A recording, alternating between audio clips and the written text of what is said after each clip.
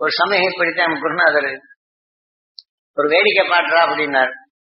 சரின்னு சொல்லி போட்டு ஒரு வாழை மட்டை இப்படி பாம்பு நல்ல பாம்பு மாதிரி அந்த குப்பை தொட்டி பக்கத்துல போயிருங்க நீ சொல்ற அப்படின்னாரு. ஐயோ நல்ல பாம்பு அப்படின்னு சொல்லிட்டு எல்லாரும் பார்த்தா ஆமா ஆமாங்கிறாங்க. நடந்த நிகழ்ச்சி குருநாதர் ஒரு மனிதன் உணர்வுகளை எதை ஏற்கணுமோ அந்த உணர்ச்சியின் இயக்கங்கள் எப்படி இது ரூபமா வாழ மாட்டேங்குது, பாம்பு மாதிரி இருக்குது. ஒரு மனித உணர்வு ஏற்றுக்கொண்ட பின் இந்த உணர்வு அவனை எப்படி இயக்குகின்றது அதே ரூபமாக எப்படி காட்டுங்கிறது ஐயோ பாம்பு அப்படின்னு சொன்ன உடனே எல்லாம் ஆமா அவன் ஒரு லைட்டா அது வந்து லைட் ஒரு இருளு இதெல்லாம் அப்படி மாறி அந்த வானமட்டில் கொஞ்சம் மென்னு ஒண்ணு அதே மாதிரி தெரியுது. அந்த ஒரு சுருக்கமா இருக்கல நிஜமா நலப்பா மாதிரி அவன் கண்ணு எல்லாம் ஓடுறான் கட்டடிக்கிட்டு அது ஒருத்தன் எந்த நிமிஷம் பெரிய கம்பு எடுத்து அடிச்சு மட்டை மேல போச்சு எங்க போச்சுன்னு தெரியல போட்டு காலுக்குள்ள போச்சு எங்க போச்சுன்னு அலறிட்டு இருக்கிறாங்க. அடிச்சதும் குச்சியில மேல போயிடுச்சு. ஆனா அந்த பக்கமான வாழ மட்டை ஆனா அவன் அறியல இது எங்க போச்சு இங்க போயிருங்க அப்படின்னு தேடிக்கிட்டே இருக்கிறான். அந்த உணர்வுகள் நாம் சமைத்த உணர்வுகள் நம் கண்ணிலே எதை காட்டுகிறது வேற ஒண்ணு வேண்டியல. ஒரு பொருளை முன்னாடி வச்சிருங்க அது பார்த்தப்ப கொஞ்ச நேரம் பார்த்துட்டு திருப்பி அந்த பக்கம் பாருங்க இந்த பொருள் அந்த செவர்ல தெரியும். ஒரு புள்ளியா ஓட்டையை வச்சிருங்க கொஞ்ச நேரம் பாருங்க ஏன்னா அது அடையாளம் தெரிஞ்சுக்கிறதுக்கு திருப்பி அந்த பக்கம் பாருங்க அதே நிலைக்கு. இதே போல இப்ப அதே பொருளை பார்த்து சொன்னாங்க அதை பார்த்த நினைவு கொண்டாங்க செவத்தல் பாருங்க அது இருக்கும். இந்த உணர்வு நம் கண்ணில் எதான் கீதையில நீ எதை எண்ணுகின்றாய் அதுவாகின்ற அந்த உணர்வின் தன்மை தனக்குள் வரும்போது குவித்து அந்த உணர்வின் இயக்கமாக நம்ம இயக்குகின்றது. ஏனென்றால் குருநாதர் ஒரு மனிதனுக்குள் பல கோடி சரீரங்களை கடந்து என்று மனிதனான பின் அந்த உணர்வு நோக்கங்கள் கவர்ந்து கொண்ட ஏதோ அந்த உணர்ச்சிகளை தனக்குள் அது நுகர செய்து அந்த உணர்வுக்கொப்பவே ரூபத்தை காட்டுவோம் என்று அனுபவித்து சொல்லணும். குருநாதர் நம்மளுக்கு கொடுத்த இந்த சக்தியை நாம் எப்படி பயன்படுத்த வேண்டும் என்பதற்குத்தான் இதை உங்களுக்கு தெளிவாக. உதாரணமாக நான் சித்து ஆன புதுசில் ஒரு கிறிஸ்டியன்ஸ் அவர் கவுண்டர் சிலோன்ல போய் கிறிஸ்து மதத்திலே சேர்ந்தவர் அவர் இங்கே வந்து விட்டார். அப்போ சித்து ஆன புதுசில் என்னை வந்து அப்ப நான் அந்த ஆசன பயிற்சி எல்லாம் செய்வேன். அவருக்கு ஒரு நோய் இருந்தது முதல்ல அவருக்கு எனக்கும் பழக்கம் வரும்போது அதை அந்த ஆசன பயிற்சி மூலம் அவர் உடல் உள்ள நோய்களை நீங்கியது. அதுல இருந்து அவருக்கு பழக்கம். நம்ம சித்தான புதுசு இங்க வந்த உடனே இதை உற்று பார்த்தார். இங்கே நம்மை அறியாமலேயே சில அற்புதங்கள் நடக்கின்றது. வயிற்று வழியோ மற்ற நோய்களோ இதுகள்லாம் போகுது. ஆனால் சர்ச்சைக்கு எதிர்த்தாப்படிதான் அவருடைய சொந்தக்காரர்கள் கடையில் தான் நான் சைக்கிள் கடை வைத்துள்ளேன். ஆகையினால அவர் வந்து என்னை சந்திக்க வருவார், அடிக்கடி பார்ப்பார். இருந்தாலும் அவர் இங்க நடக்கக்கூடிய அற்பங்களை பார்த்தாலும் இயேசு செய்யற மாதிரி நீங்க செய்யறீங்களே அப்படின்பார் இவர். இருந்தாலும் உங்களுக்கு நமக்கும் ஒத்து வந்துருச்சு. நீங்க கடவுளே இல்லை என்ற நிலைகளும் நீங்க பொதுப்படையா சொல்றீங்க, அதனால நானு நான் பற்றிக்கிறேன் அப்படின்னார். சரிங்க அப்படின்னு சொல்லிவிட்டு அவருக்கு வேண்டிய நண்பர் அவர் சொந்தக்காரர் அவர் வாத நோயால் ரொம்ப அவதிப்பட்டு கேரளாவில் கொண்டு போய் அந்த தோவளையை போட்டு வந்தார்கள். இருப்பினும் அவர் அங்கே ரொம்ப கண்கள் நின்று விட்டது, இனி பிழைக்க மாட்டார் என்ற நிலைகளில் தூக்கி போ சொல்லிட்டான். அவர் வரும் வழிகளில் இந்த விவரம் தெரிஞ்ச பின் இவர்கள் என்ன செய்தாங்க, இந்த சாமிகிட்ட கொண்டு வந்தோம்னா கொஞ்சம் நல்லா இருக்கும் அப்படின்னு இங்க அழைத்து வந்துட்டார். அவர் இந்த கண்கள் தான் அப்படியே நின்று கண்கள் ஓட்டமே நின்று விட்டது, மூச்சியும் சரியாக வரவில்லை. இந்த நிலையில் நம்ம கிட்ட கொண்டு கொடுத்த உடனே கொஞ்ச நேரம் குரு சொன்ன முறைகள் சில எண்ணங்களை பாய்ச்சினேன். இப்ப கண்கள் அசைய தெரிஞ்சது.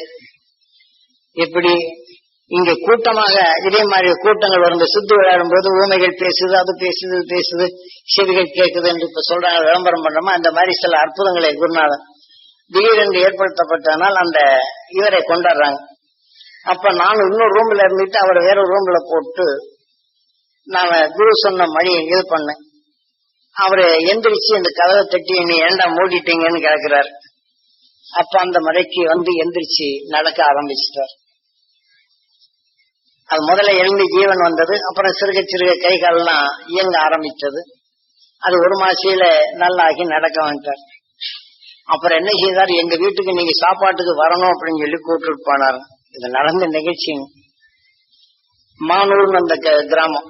அங்க கூப்பிட்டு போன உடனே அவங்க வீட்டுல வெண்டைக்காய் குழம்பு வச்சுட்டாங்க, வெண்டைக்காய் பொரியல் வச்சுட்டாங்க. இவரோ கிறிஸ்டியன்ஸ். அவர் என்ன செய்தாரு, எங்க குலத்துக்கு இந்த வெண்டைக்காய் ஆகாதுங்க அப்படின்னாரு. என்ன நீங்க கிறிஸ்டின், இந்து மதத்துல இருந்து கிறிஸ்டியன்ஸ் மதத்துல உங்க குலத்துக்கு ஆகாதுன்னு சொன்னா என்னங்க முறையில? இல்லைங்க, அது எங்க பரம்பரையில நாங்க வெண்டைக்காய் சாப்பிட்டோம் நிச்சயம் எங்களுக்கு அப்பவே வயிற்றால பேதிக்கு ஆயிருங்க அப்படின்னாரு. ஏன்னு எப்படி சொல்றீங்க, இப்ப நீங்க இந்து மதத்துல இருந்தா கிறிஸ்து மதத்துக்கு 2 தலைமுறையா போயிட்டேன்னு சொல்றீங்களா, அப்புறம் ஏன் இதை விட மாட்டேங்கிறீங்கன்னு கேட்டேன். அது எங்களுக்கு தெரியாது, வெண்டைக்காய் சாப்பிட்டா எங்க குலத்துக்கு ஆகாது. இப்ப வேணா பாருங்க, மூஞ்சி வாழைப்பாக்கம் பேரி போனா ஒண்ணு வேண்டாங்க, இப்ப வெண்டைக்காய் கொடுங்க மோந்து பார்த்தான்னு வயிற்றால போயிருங்க, என்னை காப்பாத்தலாப்பலஞ்சு நான் மோந்து பாக்குறேன் அப்படிங்கிறது. அந்த உணர்வு அவருக்குள் பதிவு செய்திருக்கு. அதனால இது பண்ண உடனே அங்க போன உடனே அவர் எந்திரிச்சு போயிட்டார். சாப்பிடவே இல்லைங்க. கொஞ்சோண்டு சாப்பிடுங்கன்னு இந்த வாழைப்பட்டாலும் எனக்கு வயிற்றால் இப்ப வயிற்ற கலக்குங்க, நான் வெளியில போறேங்க அப்படிங்கிற. அதே மாதிரி போகவும் செய்த வாடு குழம்பு ஊட்டிட்டாராம், வாழையை பற்று வச்சான், வயிற்றால் எந்திரிச்சு போயிட்டாரு.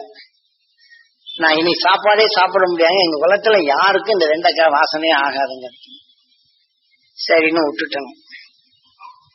அப்புறம் இன்னொருத்தர் வீட்டுல வெண்டைக்காய ரொம்ப நைஸா ஆட்ட சொல்லிங்க, வெண்டைக்காய் ரூபம் இல்லாதபடி பருப்பு கடலை இதுல போட்டு நல்ல வெண்டைக்காய் நல்லா அரைச்சி நல்லா வடையை சுட்டு கொடுத்தாச்சுங்க. மறுநாள் பார்த்தோம்னா அந்த நிறைய 10 வடை சாப்பிட்டாங்க, ஜோரா இருக்குதுன்ட்டு. 10 வடையை சாப்பிட்டு முடிச்ச உடனே அப்புறம் நீங்க வெண்டைக்காய் உங்களுக்கு ஆகாது இல்லைங்க. ஆமா ஆகாது அப்படின்னு. இதுல என்ன இருக்கு தெரியுமா, அதாவது நீங்க போய் சொல்றீங்க, கொஞ்சம் ஒரு துளி உள்ளுக்கு போனாலும் எனக்கு வயிற்றால் எனக்கு தெரியுங்க அப்படின்னாரு.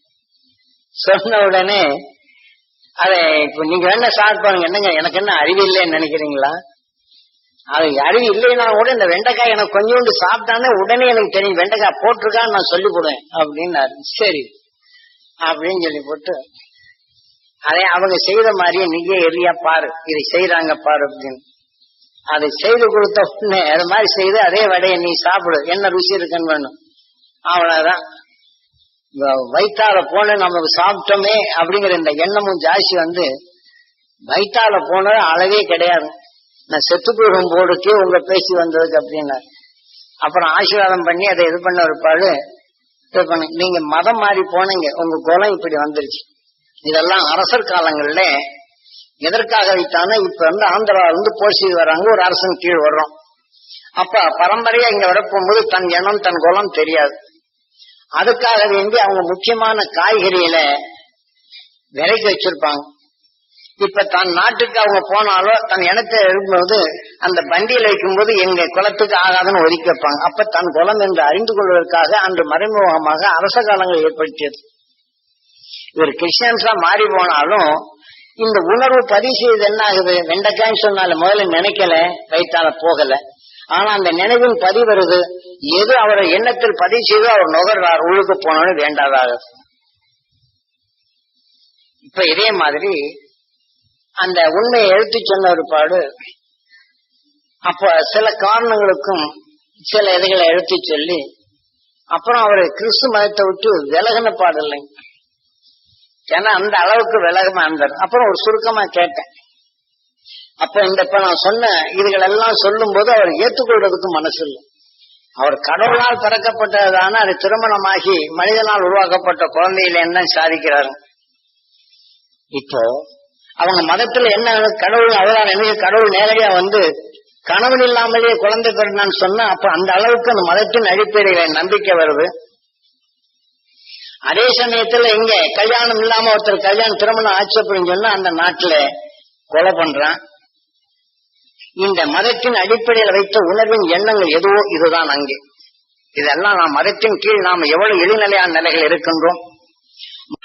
நமக்குள் மறைமுகமாக எது இயங்குகிறது நாம் உணர்ந்து கொண்டால் இந்த மனித வாழ்க்கையில் இதை உங்களுக்குள் பதிவு செய்து எனக்குள் குருநாதன் இதை பதிவு செய்தால் இயற்கை நிலையை கொண்டு எது எது ஆகிறது என்று அவர் பதிவு செய்த நிலையை கொண்டு தீமை என்ற உணர்வுகளை அடக்க குரு காட்சி வழிகை அதை நுகர்ந்து இதை அடைக்க வரும்போதுதான் அதன் உணர்வு விளைந்து சொல்லாக வரும்போது உங்களுக்குள் பதிவு செய்யும் போது ஒவ்வொரு சந்தர்ப்பத்திலும் உங்களை அறியாது இயக்கும் நிலையும் உங்களுக்குள் நுகர்ந்த உணர்வு அணுவாக மாற்றுவதை அது மாற்றி அமைத்து உங்களுக்குள் தீமை விளையாத அணுக்களை மாற்றி அமைக்க முடியும் மனிதனால். 6வது அறிவால் பிரம்மாவை சிறப்பிடித்தான் முருகன். கார்த்திகேயா பல கோடி சரீரங்களின் தீமையிலிருந்து விடுபட வேண்டும் என்ற உணர்வை அறிந்து கொண்ட பின் மனிதனாக உருவாக்கிய பின் கார்த்திகேயா. பிரம்மாவை சிறப்பிடித்தான் முருகன். இயற்கை ஒன்றுடன் ஒன்று இணையப்படும் போது பிரம்மா வாய்கின்றது. அதே போல நாம் ஒன்றுடன் ஒன்று இணைய செய்து நாம் புது புது உயிரினங்களை உருவாக்குகின்றோம். எத்தனையோ ஜாதி வகை நாய்களை உருவாக்கியுள்ளார்கள். எத்தனையோ வகை காளைகளை உருவாக்கியுள்ளார்கள்.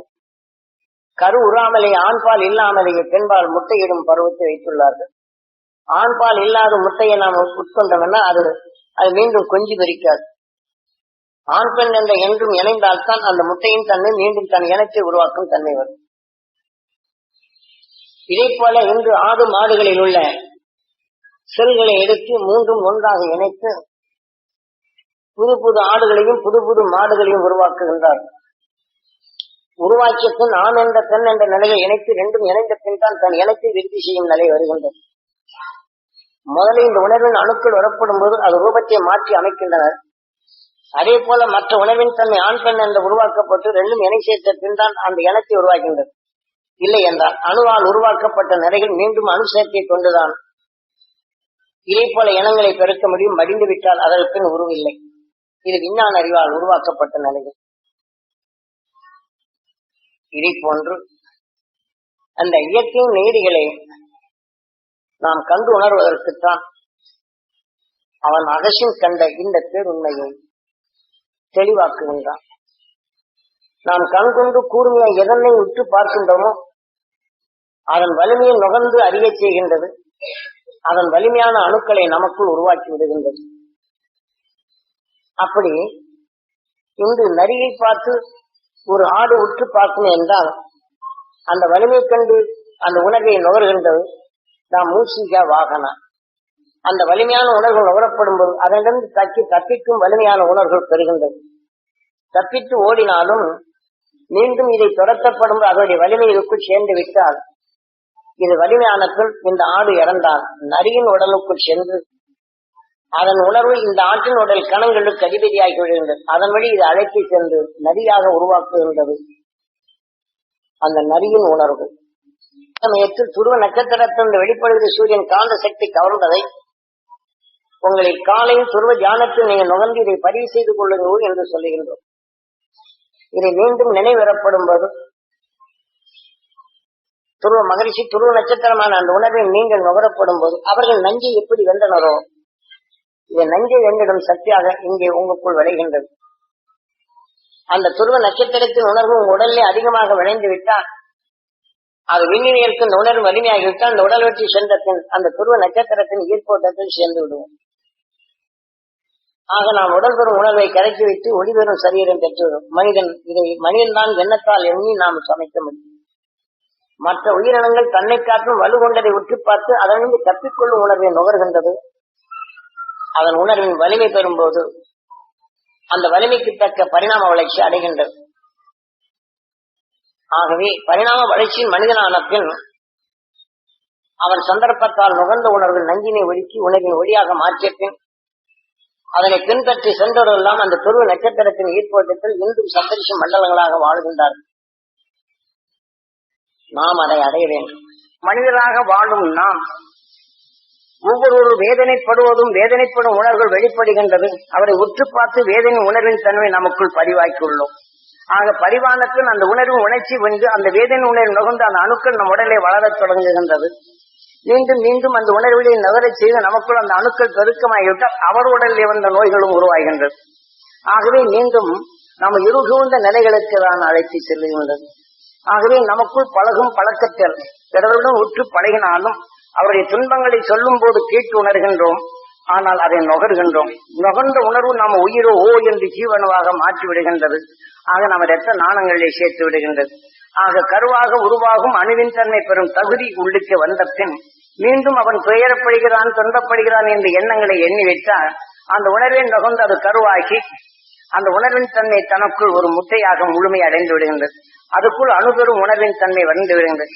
இன்று கோழி முட்டையிட்டால் அதற்குள் கரு என்ற நிலையும் அதுக்குள் அணு என்ற நிலை இருக்கு. நாம் எடுத்துக்கொண்ட உணர்வு எதனின் உணர்வு, எந்த மனிதன் உணர்வு நமக்குள் இருக்கிறோமோ அந்த அணுவின் தன்மை, இந்த உணர்வின் தன்மை சேர்ப்பிக்கும் அணு கருவாக அது உருவாக்கி அந்த கருவின் நிலையை முட்டை ஆகின்றது. நமக்குள் அந்த முட்டையானத்தில் நம்ம இரத்த நாணங்களிலே சுழன்று உறப்படும் போது அவருடைய காலப்பருவம் உறப்பும் போது அவருடைய என விருத்தி ஆகிவிடுகின்றது. இன்று எரியை எடுத்துக்கொண்டால் ஒரு மாசைக்கு ஒரு தரம் தன் இனத்தை விருத்தி செய்து கொண்டே வரும். இதே போல முயல் போன்ற நிலைகளும் ஒரு மாதத்திற்கு ஒரு தரம் அது அமாவாசைக்கு அதை குட்டிகள் போடுவதும் அதன் உணர்வின் தன்மை அது பெருக்குவதும் அதற்குள் உண்டு. இதே போலதான் ஒவ்வொரு உயிரணுக்களும் நமக்குள் கருவாகும் உணர்வுகள் நாம் இரத்த நாணங்களிலே சேர்த்து உடல் முழுதும் பரவி சேர்ந்து சிறுமூளை வரையிலும் அது சென்று வரும். ஆக உணர்வின் கரு அலைகள் நமக்குள் வரும்போது அந்த கருவுக்குள் ஒரு மனிதன் வேதனைப்படுகிறான் என்றால் அது முதலே கருவாகும். பின் அதன் உணர்வின் நுகர்ந்து அதற்கு அடர்த்தியான உணவை கொடுத்து அது வளர்க்கும் பருவ அமிலங்களாக அது உருக்கியது. பின் இதனின் தன்மை உருவாக்கி உணர்வின் தன்மை அந்த முட்டைக்குள் கருவின் தன்மை அடைந்து அணுவின் தன்மை உருவாகின்றது. இப்ப நாம் நம் உடல் முழுதும் பரவி வந்தாலும் நம் இறுதிய பாகங்களில் இந்த கரு முட்டைகள் அது வந்துவிட்டால் அந்த துன்பப்படும் உணர்ச்சி உணர்வை இந்த அணு இங்கே வந்துவிட்டால் நாம் சுவாசிக்கும் அது நம்ம சுவாசப்பை அதாவது இந்த இருக்கக்கூடிய ஆற்றுக்குள் ரத்தம் சென்றுதான் மற்ற இடங்களுக்கு பிரிந்து செல்லுகின்றது. ஆனால் அந்த ரத்தத்துடன் கலந்து இந்த கருமுட்டை சென்று விட்டால் அந்த பருவம் வரப்படும்போது தேங்கிவிட்டால் இந்த அணுவின் தன்மை அங்கே ஒரு அணுவாக உருவாக்கிவிட்டால் அந்த வேதனை என்ற உணர்வின் தன்மை உணர்ச்சியாக்கப்படும் போது இதன் உணர்வில் மற்ற ரத்தங்களை வராது தடுக்கும். அப்போ பார்த்தோம் என்றால் இதயத்தில் படீர் என்று மின்னும். ஆக இந்த மின்னலின் தன்மை அதிகரிக்கப்படும் போது இந்த உணர்வின் தன்மையை இரத்தத்தை உரை வைத்து அதுவே உணவாக எடுத்து வளரும் தன்மையும் அவருடைய மலத்தை அதை இழப்படும் போது நாம் சுவாச நாணங்கள் அடைப்பட்டு விடுகின்றது. துரித நிலையில் கொண்டு மரணத்தையும் சம்பவித்து விடுகின்றோம்.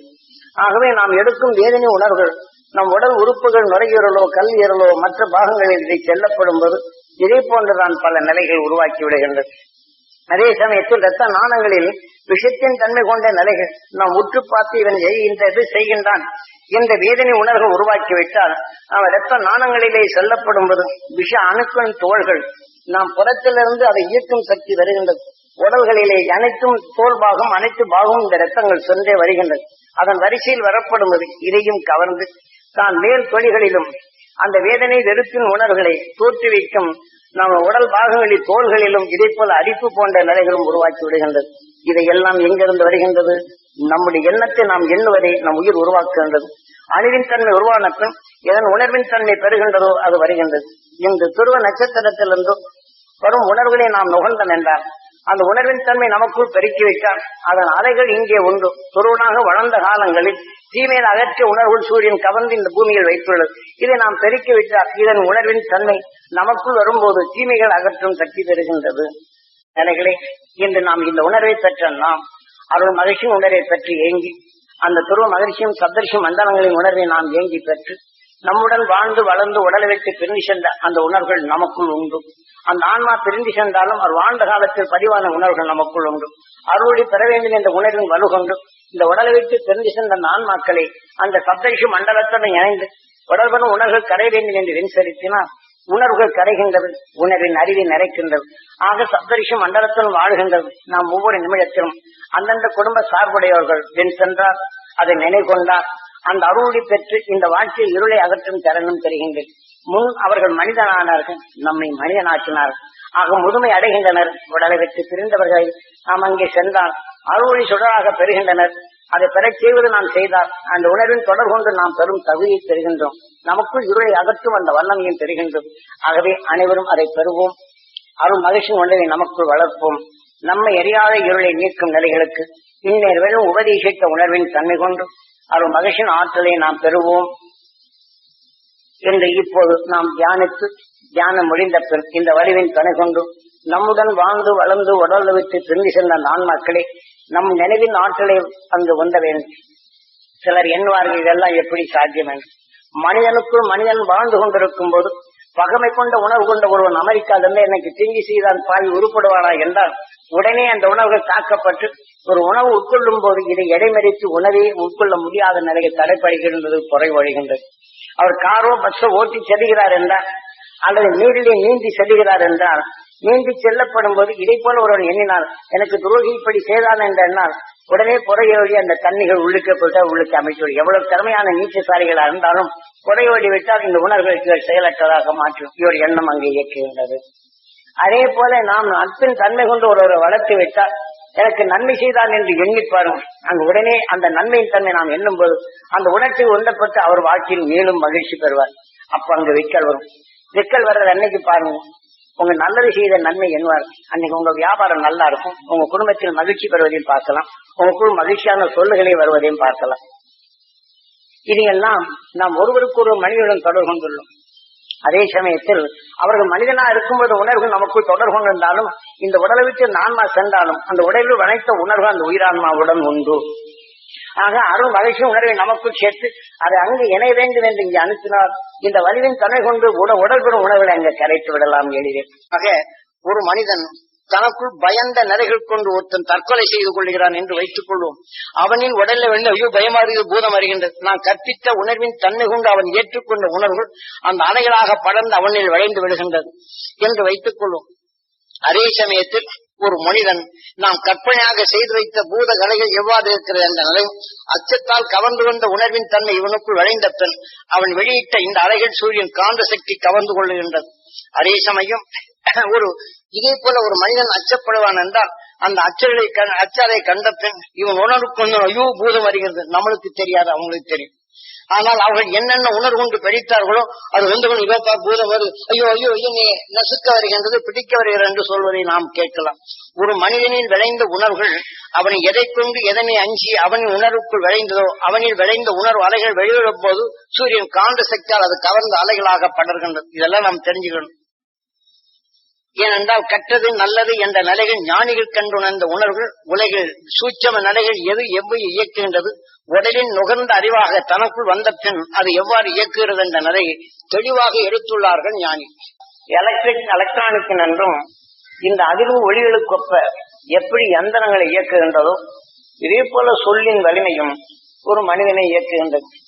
ஆக இந்த சொல்லுக்குள் இருக்கும் எலக்ட்ரான் என்ற ஒளி அலைகளை இன்றும் ஒரு கம்ப்யூட்டரில் இப்ப கை கொண்டு அதிர்வுகளை கொடுத்து செயல்படுவதை காட்டிலும் சொல்லால் இந்த உணர்ச்சிகளை தோண்டி கம்ப்யூட்டரில் இப்ப உருவாக்கி கொண்டே இருக்கின்றது.